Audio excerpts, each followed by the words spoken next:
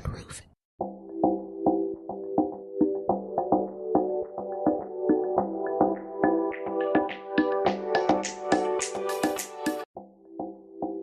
Hello and welcome to another episode of the Journey With Me podcast, where the journey is greater than the destination. I, of course, am your host, Holly Harris, your journey girl, helping you to manage the middle.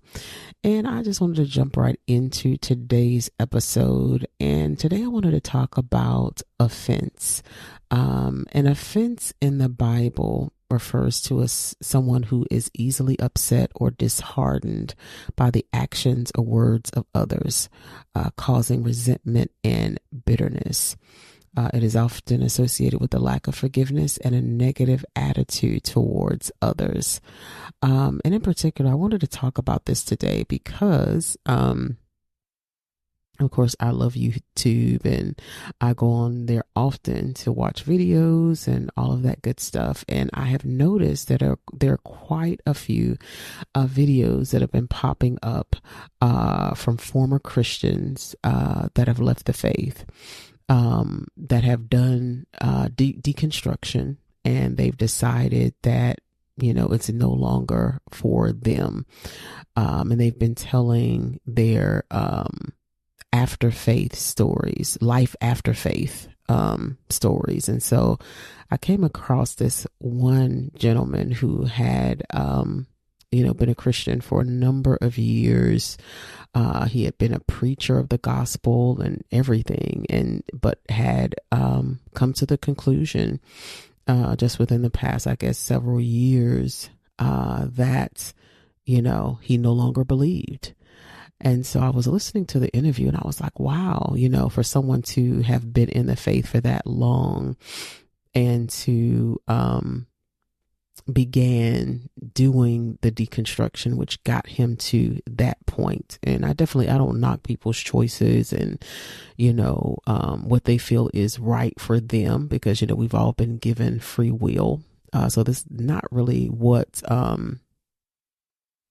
I'm necessarily wanting to harp on. But what I noticed was in the interview, one of the things that he talked about, the interviewer straight up asked him, so when did, the first cracks start to appear, as far as in your belief system?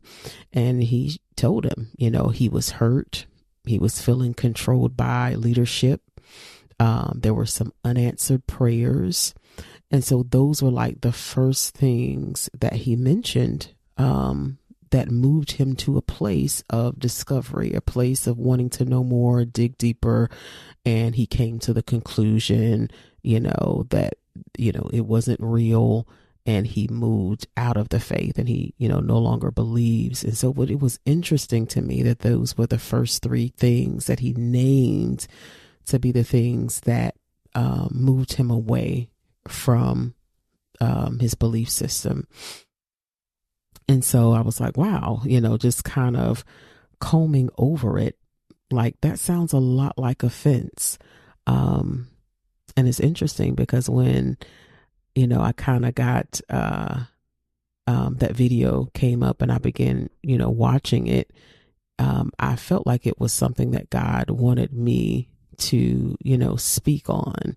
But I, after watching it was like, okay, so what am I supposed to, pull from this and share with my audience? And again, as I begin to kind of mull over some of the things he said, that popped up in my spirit: offense. Because those first three things that he named was offense. And so I wanted to talk about, offense and, some of the dangers of offense, as well as ways to combat it. And, not only because of that man's interview, I wanted to talk about this, but also because, we have an election coming up. There's been a lot said, within the church regarding, who we should and shouldn't vote for. And there have been a lot of words that have been said that are offensive, to some. And so that's another reason why I think this is an appropriate topic to talk about, because yeah, this coming Tuesday we will be electing a new president, and so it's going to be so important that we be able to manage offense. And I think another teaching that I did that would definitely be beneficial for election for this season that we're going through right now is anger management. In that episode, I talk about anger and, ways to manage that as well, which offense, is a byproduct of that as well. But yeah, so let us get started with the episode. Okay, so now that we've talked about what offense is, some may be asking, how do I know if I'm operating out of a spirit of offense or if I'm been offended? And it's an offense that has kind of stayed with me and beginning to take root.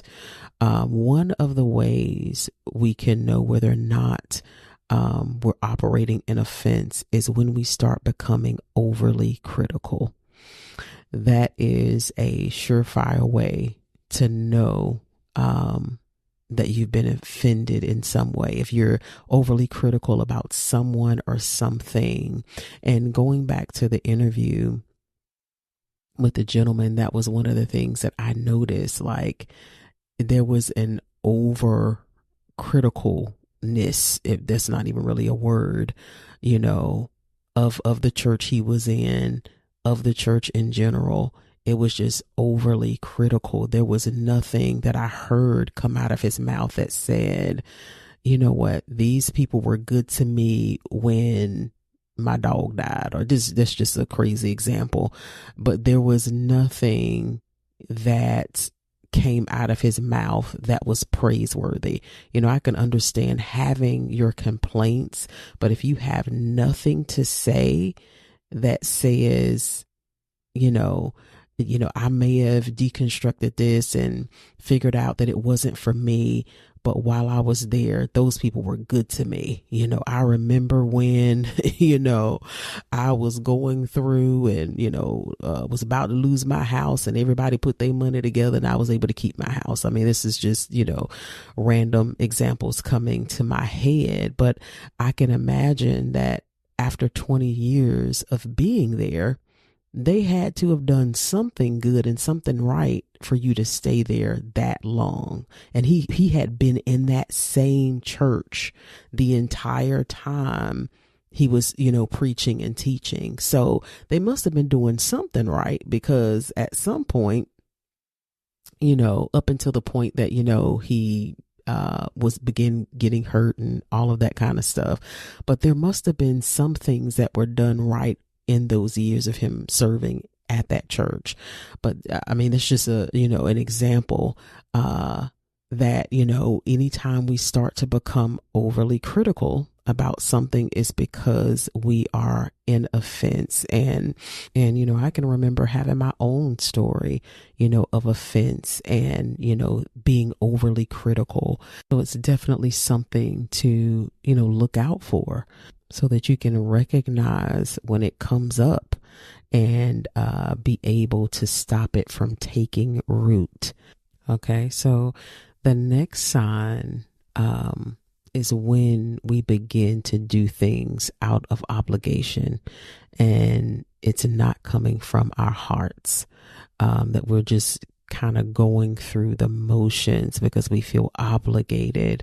A lot of times offense kind of sucks the love out of what we do, and it just leads to, again, obligation. I know, going back to the interview, that was one of the things he talked about was I was doing this in the ministry, doing it in the ministry, and he talked about it with such a disdain, as if it wasn't something that was in his heart, but he was doing it because this is what he was obligated and required to do. And it kind of led to some burnout for him as well, because he was actively doing all of these things. And I'm not saying that, that was going on his whole entire tenure there. But I could tell, like, towards the end, when he began to move away a little bit and those cracks begin to show, that he was doing it more so out of obligation. And so we have to, be aware of that as well. Like when our heart has left the building, when we're being asked to do things, but we're just doing them out of obligation. And this is not just in a church setting. This is anywhere, whether it be on the job, whether it be,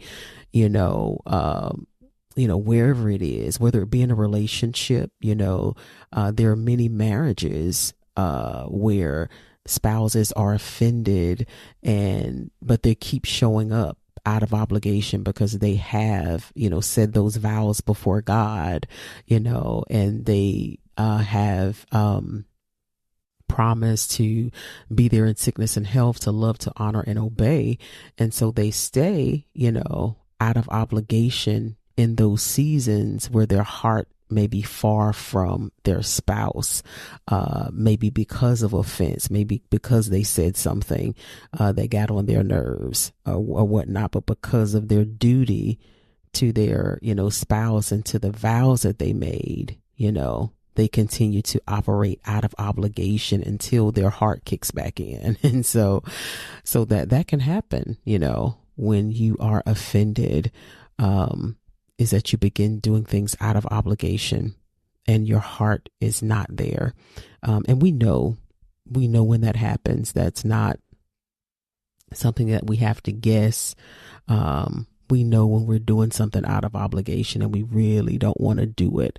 So check yourself in those situations, in those moments, to see, where the offense happened. Because 9 times out of 10, the reason you are moving in obligation could be because you were offended.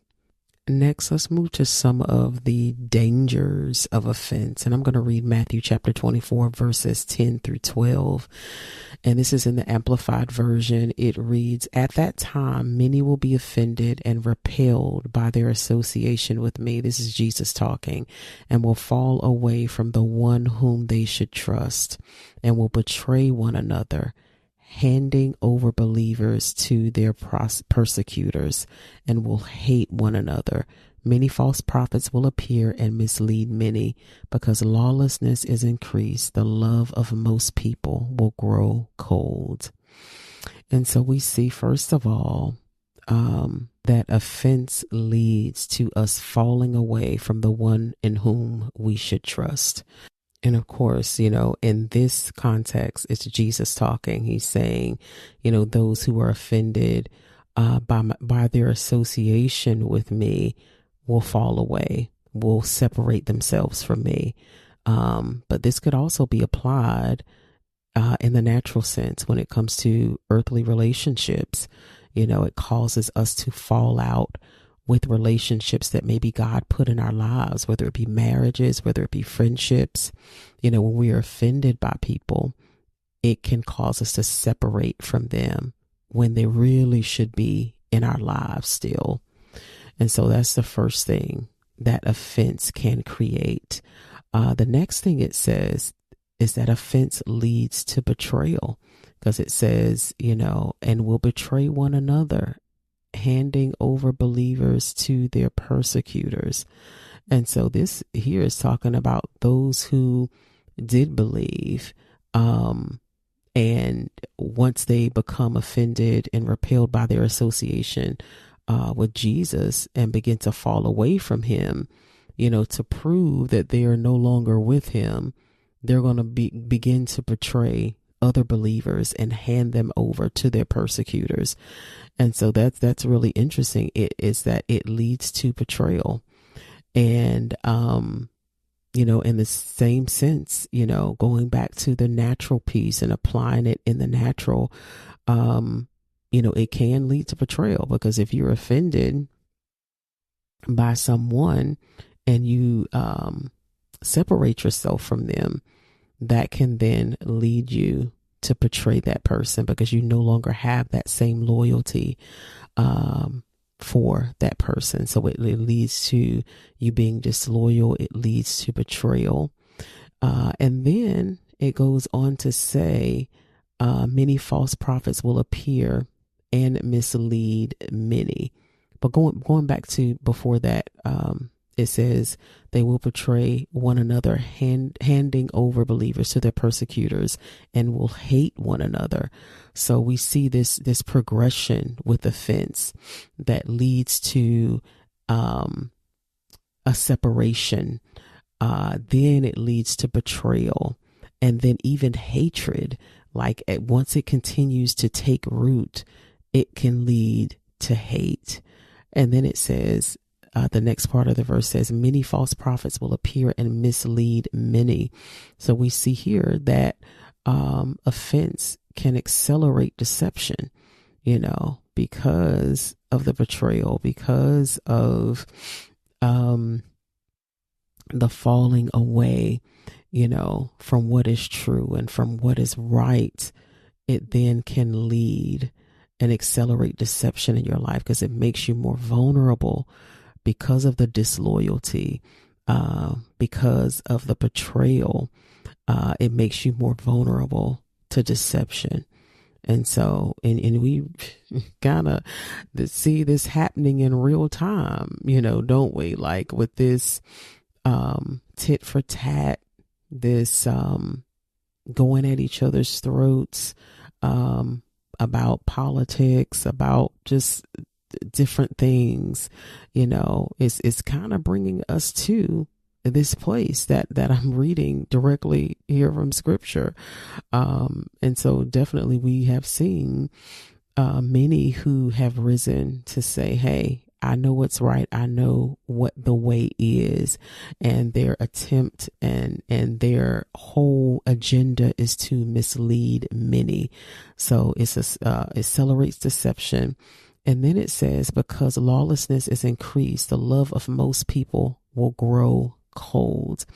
And so it leads to rebellion, because we see, because lawlessness is increased. So we see, first we see a falling away, then we see a betrayal happen, then we see hate entering into people's hearts, and then we see false prophets because of the chaos that ensues as a result of that. We see many false prophets will appear to mislead many, so deception begins to rise. And then here comes lawlessness, which is rebellion, where people are doing what is right in their own eyes. It begins to increase. And then the love of most people will grow cold. So it ultimately leads to us becoming cynical and distrustful of each other, distrustful of human sincerity and integrity, because of offense. So we see this root of offense growing up into this tree that produces limbs, and out of those limbs is deception, it's betrayal, it's rebellion, it's becoming cynical, decreasing in love.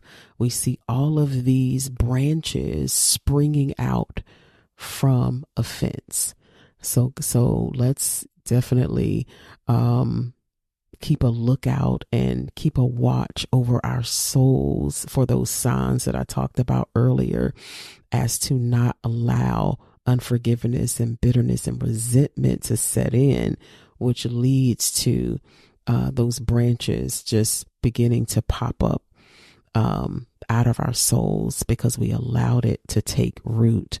And so lastly, I just wanted to read Proverbs chapter 19, verse 11, to kind of, leave you with ways to combat offense. And so Proverbs 19:11 reads, good sense and discretion makes a man slow to anger, and it is his honor and glory to overlook a transgression or an offense without seeking revenge or harboring resentment. So we see here, good sense and discretion makes a man slow to anger. And it is his honor and glory to overlook transgression or offense without seeking revenge and harboring resentment. So we see, it is his honor and glory, and when I read some of the Strong's definitions, it said it's an ornament, it's beauty, it's majesty, like it's splendor. And then one of the definitions said as attribute of God. So when we use our good sense and our discretion to overlook transgressions or offenses, we are literally displaying attributes of God. And so it's an ornament. It is something to be, it's to be honored. It's our glory. It's our ornament. It is something to be worn, to be one who is able to forgive transgressions or offenses without seeking revenge and harboring resentment. And so it's like, how do we do that? Is that even possible, to have someone offend you to your deepest core and you not want to retaliate and seek revenge or harbor resentment? But there are definitely ways to do that. And that, of course, is increasing in our love and understanding what it really is. And asking God for the grace to love people, for the grace to love someone who has wronged us. And so that's definitely important to understand that, God is there to help us walk this thing out, and that we don't have to just do it in and of ourselves, but we can ask him for help. Like, Lord, this person is almost unlovable. Can you help me to love them? Give me the grace. They hurt me to my core. Give me the grace, the good sense, and the discretion to be slow to anger, so that I can overlook this transgression, so that I can overlook this offense. And so, let's ask the Lord for grace, and then also consider yourself. Consider yourself in those moments when someone has wronged you, when someone has offended you. And when I say consider yourself, I mean to examine your own life, because I'm sure, in your years of living, you have found yourselves in moments where you have offended others. And so it's important that we give people the same grace we would want to be given, because we're human. There is going to be that tendency that we're going to say something or we're going to do something that's going to offend somebody. So let's consider ourselves when we are forgiving others, and be quick to forgive those who may offend us. Even though it's difficult, ask God for the grace, ask him for the good sense and the discretion.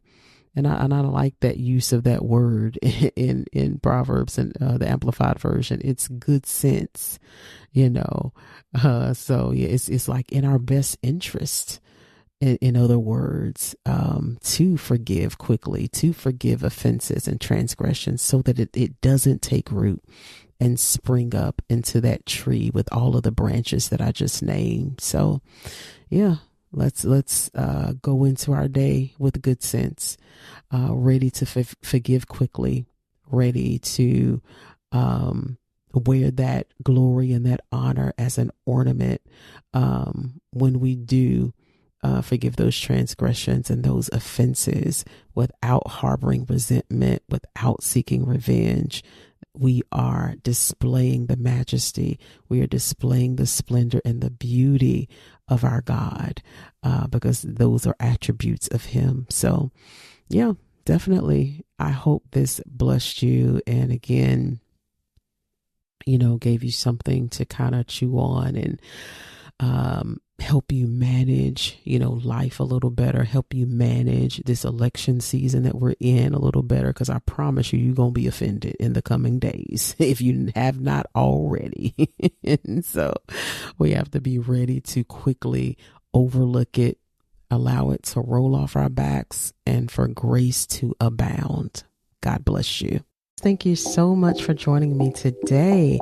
If this episode has been a blessing to you, don't forget to like, to share, and of course to subscribe.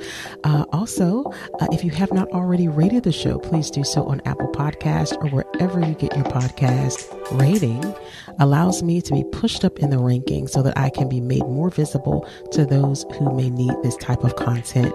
Don't forget to follow me on social media at Journey With Me Podcast on Facebook or at Journey With Me Pod on Instagram. God bless you. And until next time. Are you ready to share your story? If so, why not share it here? I would love to have you on the show. Journey With Me Podcast is a podcast that helps you manage the middle, that helps people through the difficult challenges of life. Part of the way we do that is by allowing other people to share their journey. If you're interested, email me at jwme.podcast@gmail.com. Again, that's jwme.podcast@gmail.com. And in the subject line, simply put, I want to share my story. And I'll be sure to email you all of the details. I look forward to hearing from you soon.